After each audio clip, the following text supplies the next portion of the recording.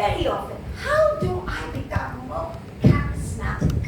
And I tell them, what does charismatic mean to you? And they don't know. Why? It's all about charisma, charisma, charisma, charisma. Everything that I just shared with you, put it all together in yourself. And there you are, you're charismatic. There's a very thin line between confidence and arrogance. You come across, most of the time, especially children, you will notice, while you come across more confident, they come across more arrogant. They think they know it all, and you don't know then how to draw that line. So it's easier to come across as confident and not arrogant. You see? Listen more than you speak. Tell engaging stories. Now you see, all that you've picked up today is just making you more charismatic. Positive body language. Open your body. You'll notice in a party, somehow, it's not because the way she's dressed. Somehow there's some people who have the tendency of attracting the crowd to them. There's one reason, yes, their energy levels are very high. They walk in only and, it's like Amitabh Bachchan. How many of you agree?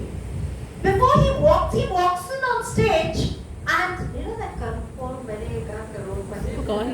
he walks on stage and suddenly there's a hush and then there's a huge round of applause. He demands that. Through his aura, his charisma. He creates that. And he's worked very hard on that. You see, where you command. So you notice in the party, there'll be someone standing and everybody's being drawn to them. And there could be various reasons why. Visual image, yeah. Be careful, the visual image can go the other way if the vocal image doesn't match, okay? Then they've got excellent vocal image, they've got excellent energy, and they've got open body language.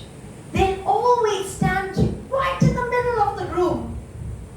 And standing in the middle of a room, of a crowded room, is imperative. Because if you stand in the middle of the room with an open body language, it is like a magnet that attracts people to you.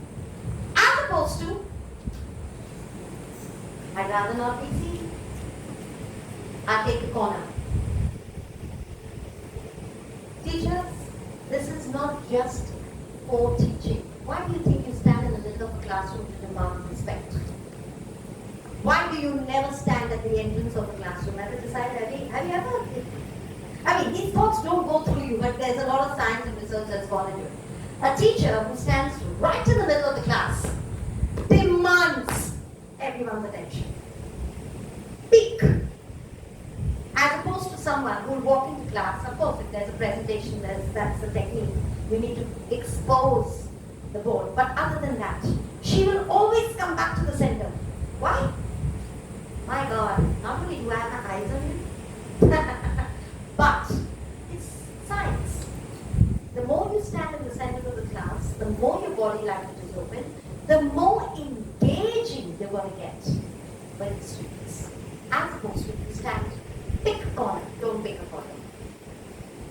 And of course, speak with energy and enthusiasm. Be authentic. For me, I'm authentic. I'm absolutely authentic. I play my characters to the T. I try to be at least at my 150% when I'm conducting a seminar, because I know if my energy doesn't touch it, nothing will. When I'm in a classroom, I know that, I've got 15 minutes of technical time, I'm going to do that. And you might ask me, do you get tired? Oh yes, I get tired after this. Oh my God, I'm on my way to Pune. 8 hours, therapy, open roads, cool breeze, AC on. And it's over and out. The next morning, I've got a judge and elocution competition at 8:30 in the morning, and I'm thinking to myself, I better have a good night's rest when I reach home at 9 o'clock tonight. You see? And I better be in that position. So it's like, what is it? What is it? How do you get that energy? It's your way of figuring out what recharges you. Netflix recharges you, for God's sake, put everybody to sleep.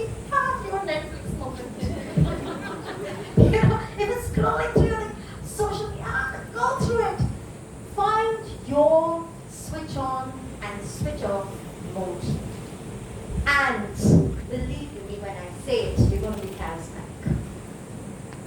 All right. Two phenomenons that we relate to as teachers. How many of you have heard of Michelangelo? Come on, Michelangelo, yes. So the Michelangelo effect. So Michelangelo is this Italian sculptor, artist, all right? Now he sees this huge piece of rock. Many artists and many sculptors have tried to, they were trying to create something out of that piece of rock. Tried, failed. In comes Michelangelo. He's looking at that rock, could see David sitting there in that rock. What he did was, chipped, out came a masterpiece, David. We see, if we have this phenomenon in us, and we see you, her, she, they, he, sitting in class, we need to identify that potential that that child has, and somehow we have to develop that Michelangelo effect in them. Chip away all the negativity, all the nonsense that this child is up to, and whichever way, because we are master communicators, okay? And we tell them, okay, you can do this. It's like, I can see the potential in each child. You become and develop the Michelangelo effect. With the Pygmalion effect, now this is really, really important, teachers, because this is something that we really need to understand. So, Pygmalion was not just My Fair Lady, but it is about this Greek sculptor, this mythical Greek sculptor. He created a beautiful masterpiece of this beautiful lady. She was all stone. And he fell in love with her. He fell in love with her. And every day he would talk to her, fell in love with her. A statue made of stone. And of course, she came to life. How many statues do we see sitting in class? When speak when spoken to, and they know how to speak when spoken to, it's okay. You are going downward, listen, I can see potential in you. I know you can do it. Automatically the child raises his standard to become who you see him to be. That's the big effect. These two phenomena make us who we are, because we are both Michelangelo and Pygmalion. And this thing comes into us and we are like electrified, because if we can change even one life, it's huge. It's huge. And each of us, that's why I love being a teacher, because it's the fact that I can change somebody. You see? So, and everything to do with communication, because a child loves it when we shower any kind of verbal, physical affection on them. They like rise to the challenge and say, I'm going to do it. Why? Because my teacher, how many of you there, come on teachers, your parents will say, ma'am, if you tell her to do it, she'll do it. If we tell her, we go blue and black in the face trying to tell her to do this and tell her to do that, but she will never listen to her. But if you say it, she'll do it. That's Pygmalion and Michelangelo right inside you. And the parent is requesting you to do it, you see. Okay, so what shall I use? Pygmalion effect? Or shall I use Michelangelo? First let me see what she is. You see, what does she have? And then let me work on her. Both. Alright. Now, we are all going to take a test. I hope you have something, a paper, pencil, something. Okay? Now, 5 minutes. We're going to see how likable we are. Now, this is only for yourself, teachers. It is not to be discussed. Don't find out from your best friend how likable you are. Okay? On a scale of 1 to 10.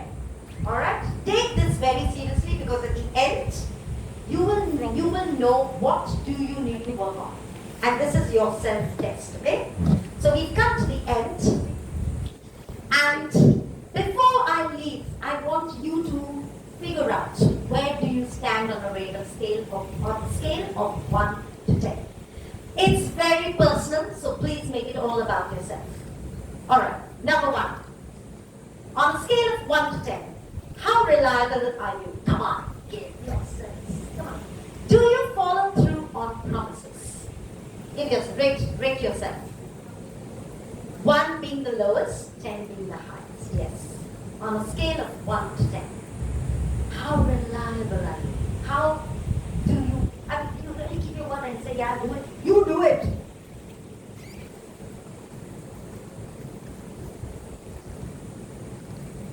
Okay, next. Are you fully present in the conversation? Are you an active listener? How do you rate yourself as an active listener? How do you rate yourself? On a scale of 1 to 10.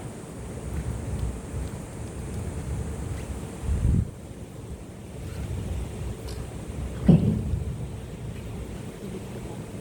How generous are you?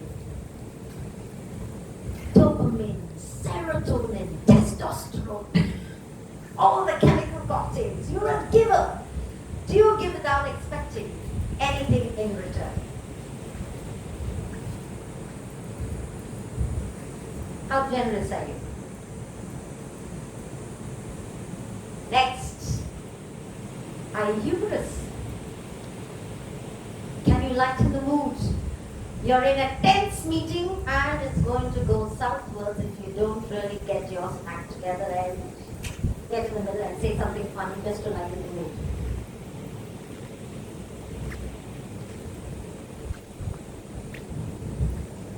Are you positive? Does your attitude inspire those around you? Do people actually come and say that, I love it, I love this, I love that, I love that about you, I love this about you?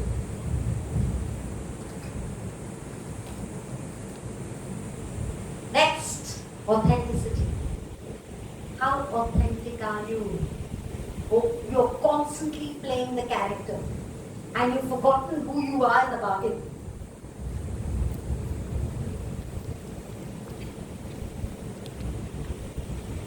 This is one quality, teachers, that we innately possess because we're teachers. We know when it is and how it is to be empathetic, to empathize. Now there's a very thin line between sympathy and empathy. Sympathy when you actually don't care about how that person is feeling and you just feel sorry for them. Empathizing is where you understand the pain and you know what's going on. We are very good at that. And how adaptable are you? How do you take change? Do you embrace it? Do you rise to the challenge?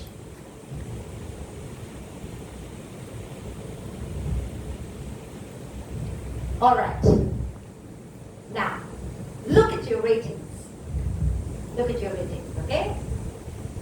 Please, I hope you've put a word in front of that rating because this chart is today going to be the life-changing situation for you, okay? Which are there, that's relatability, active listening, generosity, humor, positivity, authenticity. Put the words there because you need to work on this yourself, okay? You've got a long summer break. So work on yourself, come back to being more charismatic. All right, now, here's the test. If you scored 8 and less, you need to work on this. Wow. Yes, I saw lots of eyes open up like that. That's how hard your rating has to be. It's either to be a 9 or a 10.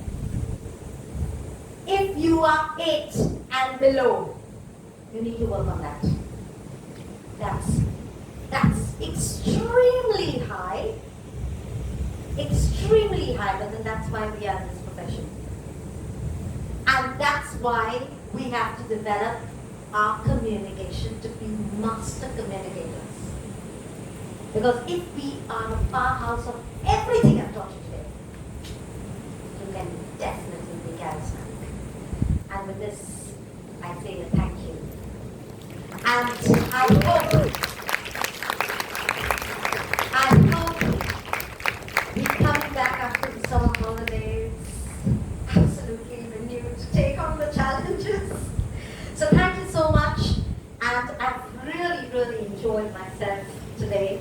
Thank you, sir, for giving me this wonderful opportunity.